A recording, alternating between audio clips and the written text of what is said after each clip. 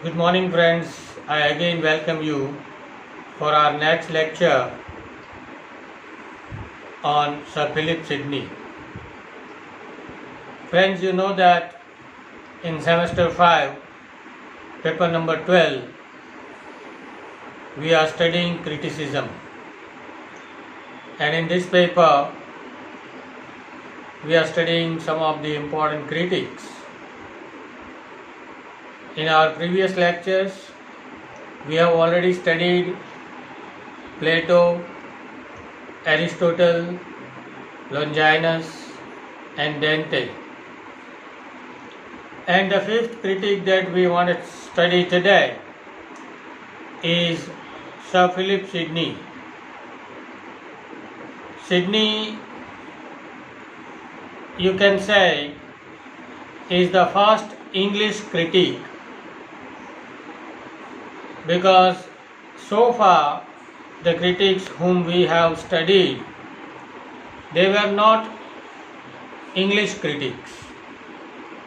Plato being a Greek critic, a Greek philosopher, Aristotle again being a Greek critic and philosopher, Longinus a Roman critic, Dante an Italian critic. But now when we come to the 16th century, Elizabethan age, we have a pleasure to see that we have the first critic who belongs to England, and that is Sir Philip Sidney. Friends, Sidney was originally not a critic. He became a critic by chance. Basically, Sidney was a lover of poetry. He was a devoted poet, and he was a noted poet of the Elizabethan age. But he was compelled to write criticism, and he wrote a treatise, a critical document which is entitled as an apology for poetry. During the 16th century, there was a thinker called Stephen Guson, and Stephen Guson laid down some charges against the poets and poetry. Guson went in the line of Plato, and he raised some objections against the poets and poetry. We discussed earlier that Plato said that poetry is based on falsehood. Plato said that poets are liars. In the same manner, Guson also went with Plato and objected against the poets and poetry. Not only this, Stephen Guson, when he published his critical document, which is entitled as the School of Abuse, he dedicated this to Sidney.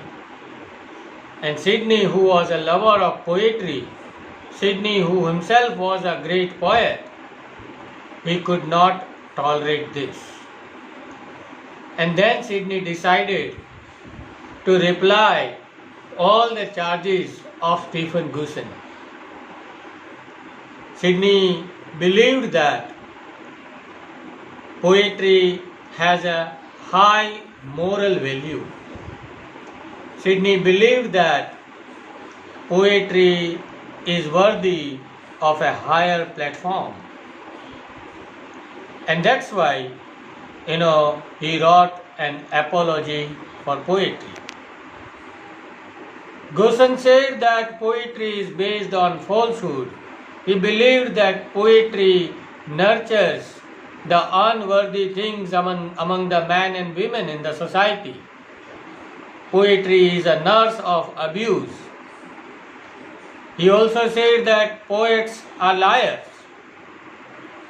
Poetry abuses man's wit. These were the charges of Stephen. But Sidney wrote a reply to these charges. If you see the whole history, the first attack was written by Plato. Plato attacked the poets and poetry for the first time. And the first defense of poetry was written by Aristotle, Plato's disciple. Aristotle defended poetry by writing the Poetics, by giving his own conception of catharsis when he was discussing tragedy. In the same manner, when we come to the 16th century, Stephen Gusen laid down these charges against the poets and poetry. It is considered as the second attack on poets and poetry.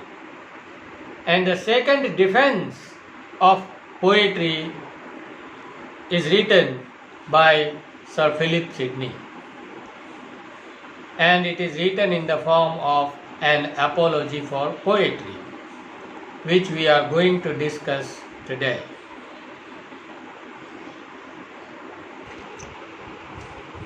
So friends, we want to discuss Sir Philip Sidney's An Apology for Poetry. Sidney, friends, was an outstanding genius who emerged out with his great contribution to English literature, to English criticism during 16th century. And 16th century, you know, is also known as an Elizabethan age. His outstanding critical work, Apology for Poetry, is also considered as one of the most illuminating piece of literary criticism. In fact, this is considered as the landmark in the history of literary criticism. Why landmark? Because Sidney is the first English critic, and this An Apology for Poetry is considered as the first critical document in the entire history of English literature. David Deutsch is also a very important critic of English literature. Sorry. David Deutsch also has remarked about this document, about Sir Philip Sidney, that this document, An Apology for Poetry, is one of the outstanding performances in English criticism. And he further said that it is one which inaugurated a new phase in the entire critical history. Okay? Just now, before some time, as I told you, Sidney was not a critic originally, but he was compelled to write critical theories of poetry and drama. Sidney's treatise, Apology, was probably a reply to an attack by one of the Puritan critics, Stephen Gusen. Gusen published his School of Abuse. Let me write down here, Stephen Gusen. He wrote a critical essay called School of Abuse.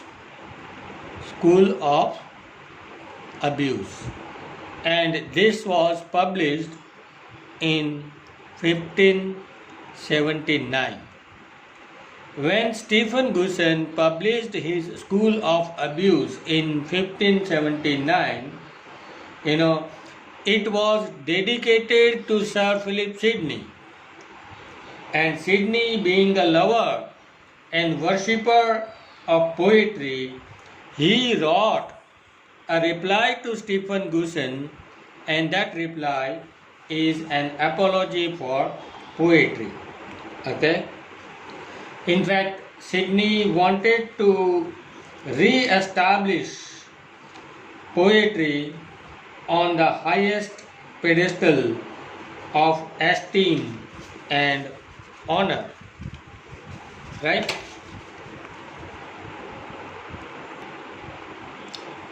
Sidney has written this apology, and this apology has major three sections.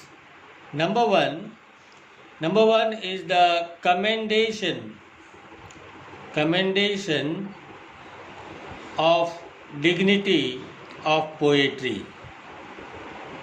This is the first section of his apology. Second one is the defense of poetry. Defense of poetry against the charges. And third section is about the review of contemporary drama and poetry. Contemporary drama and poetry. So you can divide this apology into these three major sections. Okay? Commendation of dignity of poetry, first section. Second one is the defense of poetry, and the third one is the review of contemporary drama and poetry. As far as the first section is concerned, Sidney begins with the discussion of poetry's antiquity. Poetry's antiquity. Sidney believes that poetry must be honored and poetry must be respected because of its antiquity. Sidney's first claim of poetry is that poetry is the mother of knowledge. Poetry is the mother of knowledge, and it is the first nurse of knowledge. He says that poetry is the first light giver to ignorance and the first nurse. Let me write down his words. He says that the poetry is the first light giver. First light giver to ignorance and the first nurse. And the first nurse. So friends, here these two terms are very important. According to Sidney, poetry is an antique art. It is an ancient art. That's why we must respect poetry, and in this he wants to prove it more by giving these two terms. These are the words which are written in the inverted commas. These are the words of Sidney.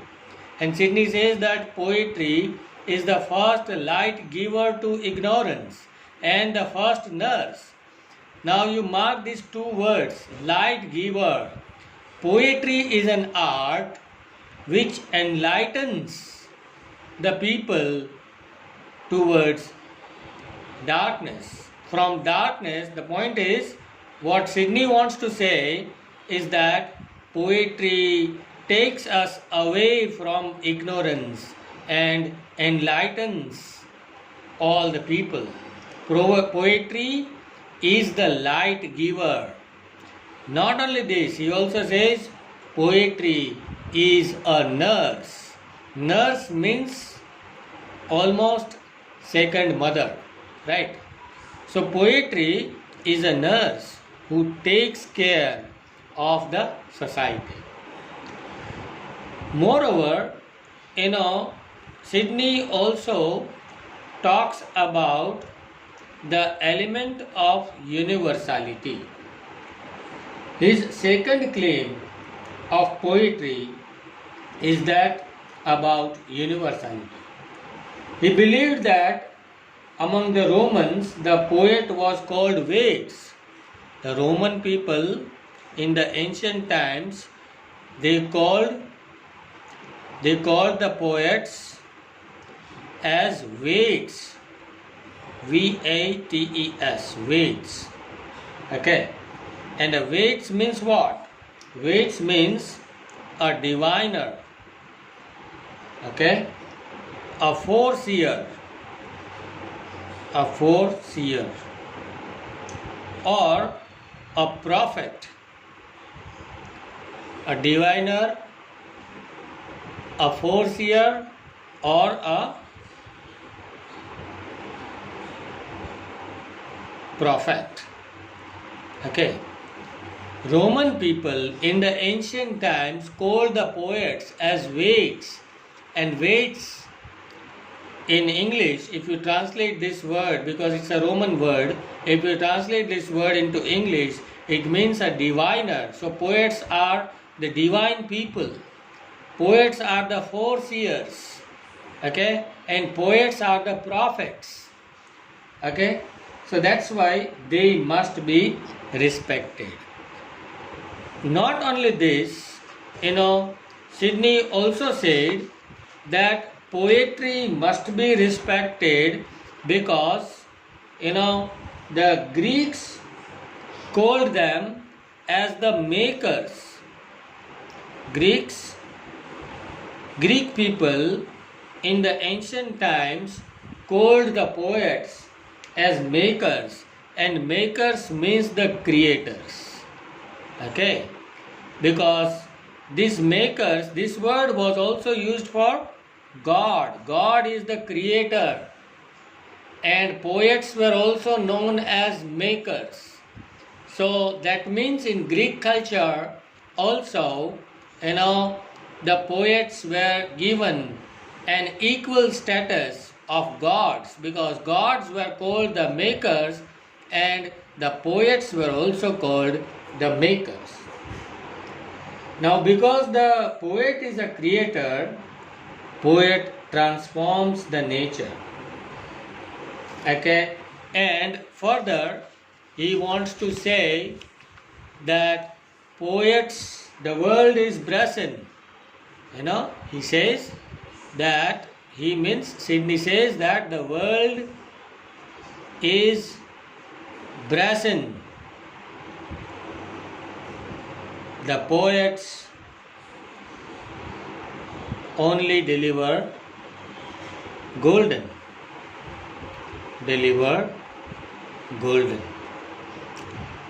Mark these words. These are very important words by Sidney.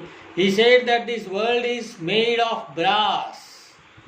That's why he says the world is brazen. The world is made of brass. But the poets make another world, a new world, which is a golden world. Okay? That means what Sidney wants to say is that poets must be respected, must be honored, because this world is created by God. But there are so many limitations in this world, and that's why you can call that this world is made of brass.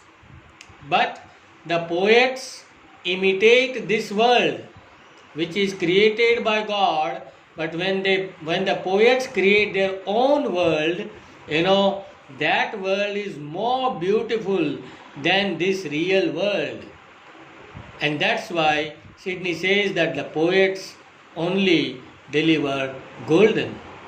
Okay, why? Because with the help of imagination, the poets copy this world and they make this their own new world, which is a colorful world with the wings of imagination. This world looks even more beautiful than this world, and that's why Sydney believed that the poets must be respected. Okay. Next thing we want to discuss is Sydney's definition of poetry. Definition of poetry. Sydney has given a very nice definition of poetry. The definition of poetry which Sydney gives is obviously Aristotelian by nature but Horatian in overtone. He defines poetry in this manner. He says that poetry therefore is an art of imitation, is an art of imitation, a speaking picture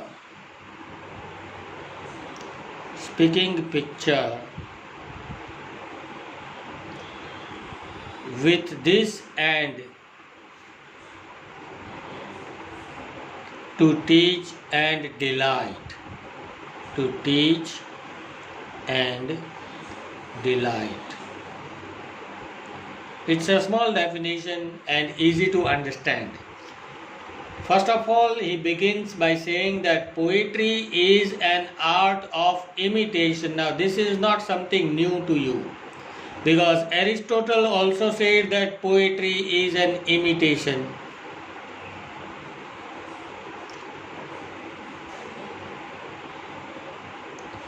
Okay, Plato also said that poetry is an imitation. Aristotle repeated the same thing and said that tragedy is an imitation. And Sydney also goes in the same line by saying that every art and poetry is also an art of imitation. It is a copy, but not simply a copy, it is something more than a copy. Because just now I told you that Sydney said that this world is brazen, the poets only deliver golden. Okay? So it is something more than imitation. Poetry is also a speaking picture. So Sydney believed that poetry has the power to create pictures in the mental eyes of the readers. So liveliness, here he talks about the liveliness of poetry. Poetry is not a dull or grey or colorless imitation. It is a live presentation, a vital presentation by the poets.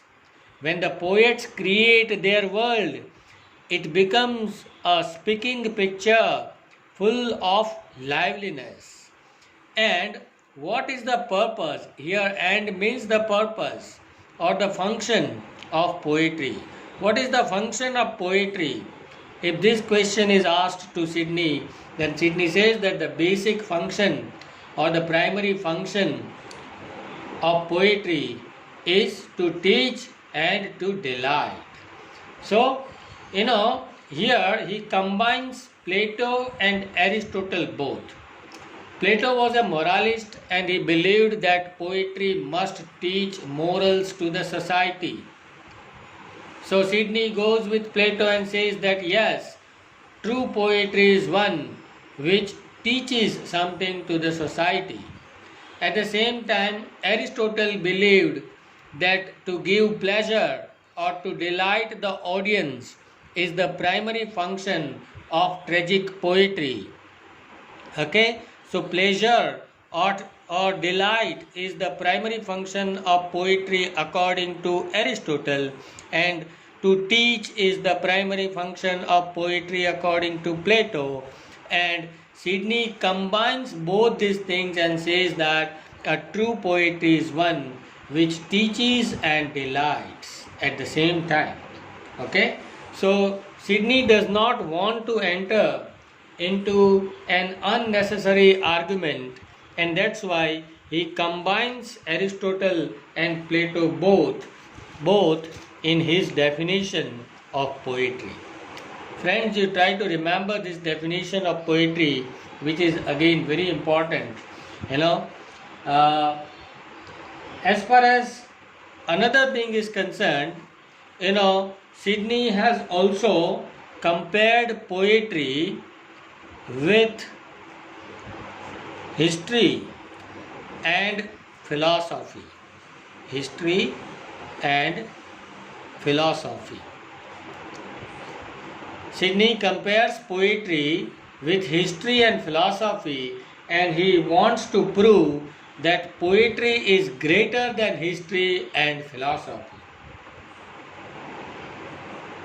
In order to establish his claim of the superiority of poetry, he examines the poetry's relation to philosophy and history. Now, Sidney is of the view that philosophy teaches us. What is the main function of philosophy? It is to teach. That is the primary function of philosophy. What is the function of history? Is to show the facts as they are. Clear? Now, we try to compare these three together. Philosophy talks about what should be, what should life be like. Okay? And history talks about what is or what was. What is or what was. This is the primary job of a historian. A historian shows us what exactly was at one particular time. And a philosopher teaches us what our life should be like. A philosopher tells that we should live our life in this manner. Okay? So, what should be, that is the job of philosophy, and what is or was, that is the job of history. Now, what does poetry do? Poetry, on the other hand, is actually a combination of both. Poetry is the combination of both, because poetry not only presents what is or was. We, in one of our previous lectures when we were discussing Plato, we discussed that the poets, they copy what? They copy the real world. The real world. So, the touch of realism is there in poetry. Clear?